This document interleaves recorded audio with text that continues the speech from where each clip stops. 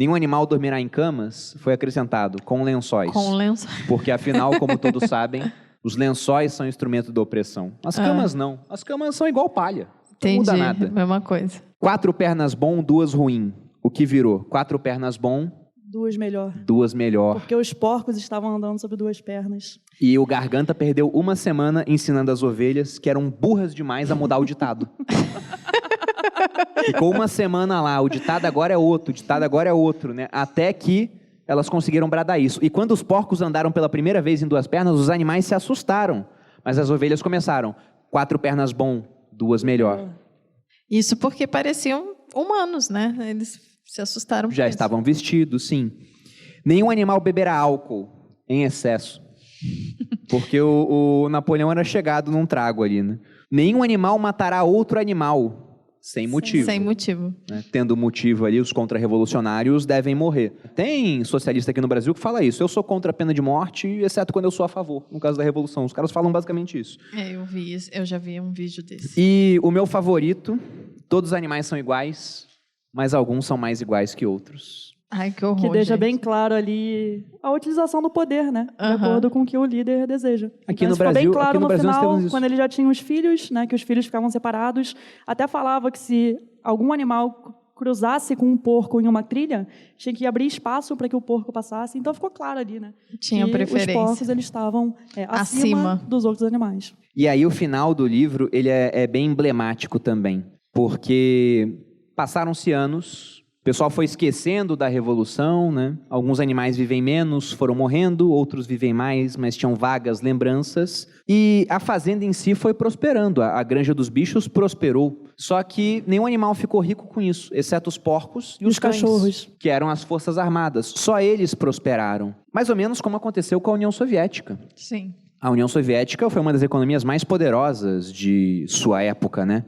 Tem até uma piada interessante, porque a União Soviética, ela, na corrida espacial, esteve em vantagem durante boa parte do tempo contra os americanos. Você tem lá o primeiro cosmonauta, né, o primeiro homem a caminhar no espaço, o Yuri Gagarin, era um russo. Na verdade, não sei se era russo ou se era ucraniano, mas era da União Soviética. E a piada é a seguinte: um jornalista foi mandado para a União Soviética para ver os avanços que eles tinham. Quando ele chegou lá, ele ficou espantado, né? Ele falou, vou visitar ali a casa do Yuri Gagarin, vou entrevistar ele então. Aí foi até a casa do Yuri, bateu na porta, e aí quem atendeu foi o filho do Yuri.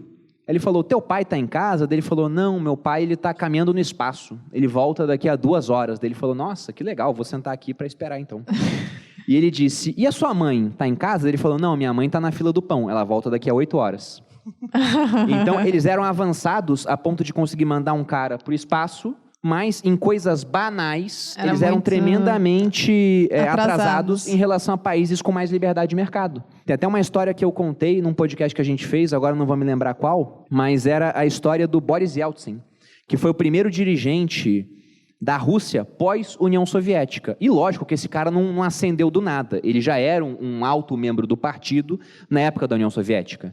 E a gente estava numa época de uma reaproximação já, viu uma comitiva soviética visitando os Estados Unidos. E o que acontece quando uma autoridade vai visitar um local é que o local se prepara para aquilo, né? Sim. E o Yeltsin sabia disso, porque quando ele ia visitar alguma cidade na Rússia, os dirigentes do partido preparavam tudo para que ele visse só do bom e do melhor naquele local. Então ele não via a verdade, ele via um retrato da verdade. Quando eu era militar, a mesma coisa acontecia. O general vem no quartel, pinta tudo de branco aí, não sei o quê, faz a melhor comida da semana para receber o general. O Yeltsin teve uma hora que ele passou por uma cidade do interior dos Estados Unidos. Ele pensou, agora eu vou ver o que é a economia americana.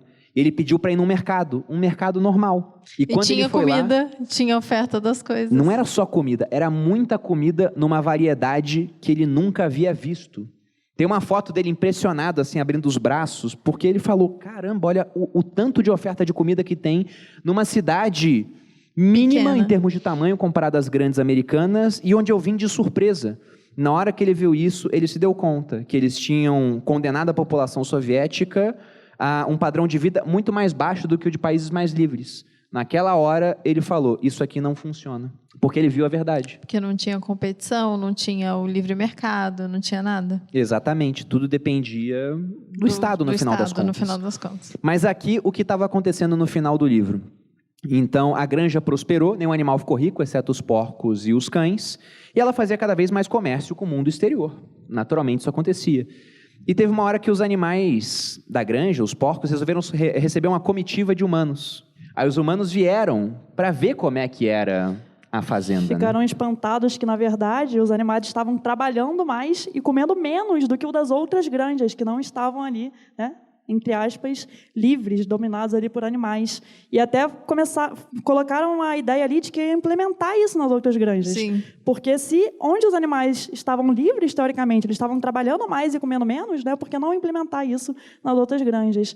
E aí, nesse momento, não tinha mais distinção entre os porcos e os humanos. Os porcos, eles estavam ali exatamente no mesmo ponto de quando iniciou lá a Revolução, quando o Sr. Jones ainda estava ali em poder da granja. Então, eles faziam exatamente a mesma coisa que acontecia antes, se não pior, porque os animais estavam comendo menos e trabalhando mais. Segundo os humanos que foram lá... Era pior. Até pior, né? Teve um discurso do Sr. Pilkington que ele começa a falar, e é muito bom, esse trecho é longo, né? Eu não vou Amor, ler não vai ele ler todo, o negócio todo. Mas ele fala que é motivo de grande satisfação para ele, e tinha certeza que falava por todos os demais, sentir que o longo período de desconfiança e desentendimento chegara ao fim. Tempo houvera, não que ele ou qualquer dos presentes tivesse pensado dessa maneira, mas tempo houvera em que os respeitáveis proprietários da granja dos bichos haviam sido olhados, não diria com hostilidade, mas com uma certa apreensão por seus vizinhos humanos.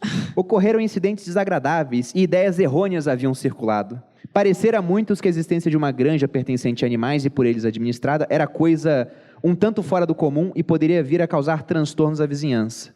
Muitos granjeiros, sem as verificações devidas, Chega, amor. pensaram que haveria um espírito de licenciosidade e indisciplina, mas não podiam estar mais enganados, porque os animais da granja não só trabalhavam mais, como ainda comiam menos, e várias inovações que eles viram na granja, eles queriam implementar nas granjas deles depois. Ou seja, fuderam tudo, os bichinhos iam trabalhar mais ainda, iam ser explorados. Napoleão até falava que aquele discurso lá de Bola de Neve, de trabalhar 3 dias na semana, de baias aquecidas, aquilo ia contra os princípios do animalismo, que, na verdade, os animais tinham ali na felicidade de trabalhar o máximo possível e viver Do jeito que desce. com o mínimo necessário para que eles conseguissem sobreviver. Eu fico muito curioso em como funciona a cabeça do cara de esquerda, assim, no malabarismo mental que ele tem que fazer, ao mesmo tempo falando que é uma exploração do trabalhador numa sociedade mais livre e batendo palmas para a China, sendo que sabe qual é o regime de trabalho na China? 9,6, se eu não me engano, né? Ou 9,66. 9 horas de trabalho, 6 dias por semana. Seria uma coisa assim. Porque eles dizem Férias que a China mínimas. não é socialista, né? Não, eles falam que lá o socialismo está dando certo, está tirando muita gente da pobreza, né? Só que aqui no Brasil, o cara de esquerda pode chegar no Twitter e falar o que ele quiser do presidente. Você faz a mesma coisa na China, Você morre. você desaparece e talvez depois você apareça um mês mais magro, mais abatido, igual o Jack Ma que falou mal do regime. E no final, o que acontece é um jogo de pôquer entre, não sei se é pôquer, mas parece ser, entre os humanos e os porcos. Você tem 6 porcos e 6 humanos jogando. E aí, nessa hora que o Sr. Pilkington faz esse discurso elogiando a fazenda do Napoleão. E o Napoleão fica tão emocionado com o discurso que ele levanta da cadeira dele para brindar. E depois ele responde, olha, o seu discurso foi muito bom. Só tem uns pontos aqui, você elogiou a Granja dos Bichos. E não, a gente vai mudar de nome. Vai voltar a ser a Granja do Solar. Não tem por que manter esse nome Granja dos Bichos. Na verdade, tem muita coisa aqui que não tem por que manter. Esse hábito idiota de se chamar de camaradas. Não sei de onde surgiu isso, por que isso ainda dura. Então ele falou das modificações que seriam feitas. E no final brindaram, confraternizaram. Só que durante o jogo, na mesma hora, o Pilkington e o Bola de Neve jogaram um ás na mesa. E só tem um ás no baralho, né? Como é que os dois tinham o mesmo ás, que era o ás de espadas? Então se desentenderam, começaram a brigar, e nessa hora os bichos olharam e realmente não dava mais para distinguir quem era porco e quem era animal. Aí o livro termina assim, mostrando que no final desse processo revolucionário, o que aconteceu morreu um monte de gente, e a vida que teria ficado melhor, né, pelas premissas que a revolução tinha, na verdade acabou ficando pior. E voltou bem, até o nome, né? Original voltou. Napoleão falando que não havia motivo ali para aquela troca de nome, para continuar com aquilo. Tipo a Rússia, onde o Vladimir Putin está no poder há mais tempo que o Stalin, e podendo ficar mais tempo ainda.